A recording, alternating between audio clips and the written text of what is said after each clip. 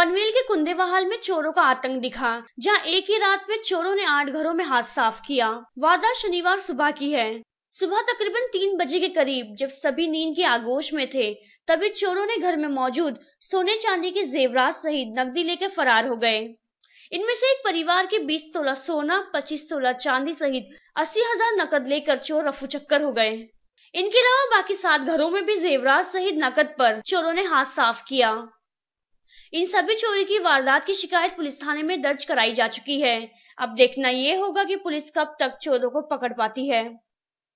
6 वाजता आमची आई उठली ना, तेव्हा आईने दरवाजा बघितला, खुल्लाच दरवाजा, टाळा लावलेला, तर खुल्लाच दरवाजा, बाहेर असे डब्बे वगैरे सर्व टाकलेले, साध्या वस्ती वगैरे अशा फेकलेल्या होत्या इथे। म्हणून आई आतमध्ये गेली, बघितलं तर कपाट सर्व हे केलेलं। आईने पहिले कपाटात बघितलं काय काय गेले काय काय नाही, तर पूर्ण पैसे नेले, दागिने नेले, चांदीच्या वस्तू सर्व नेल्या त्यांनी।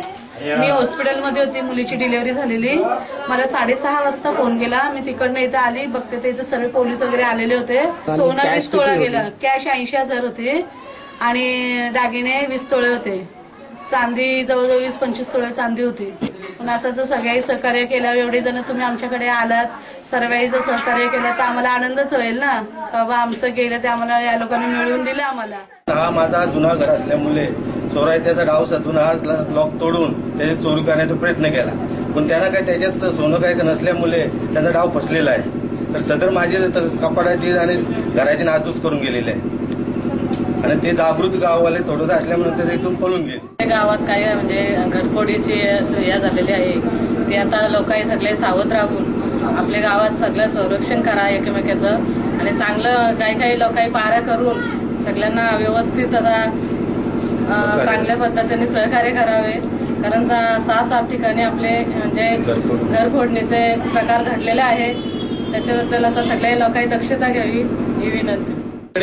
येता वेळेस पाहते तर इथे यांचा लॉक फुटलेला आहे, तर मग या मालकाला मी फोन मारला का बाबा तुझ्या जुन्या घराचा असा लॉक तुटलेला आहे काय।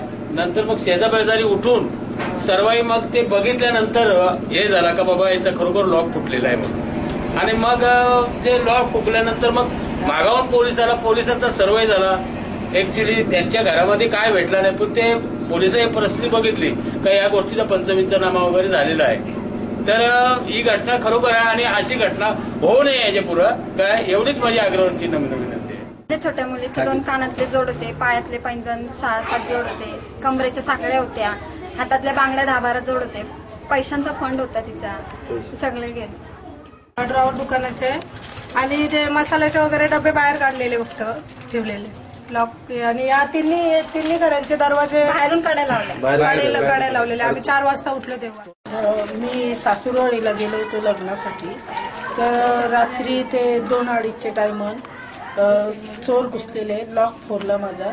ते कपाटात माझ्या अंगठी एक होती आणि जवल्या होत्या, मंगळसूत्र होते, आणि मला भावानी सकाळी फोन केला, बोलते तुझ्या कपाटात काय आहे, तर मी बोललो माझ्या वस्तू आहेत बरं।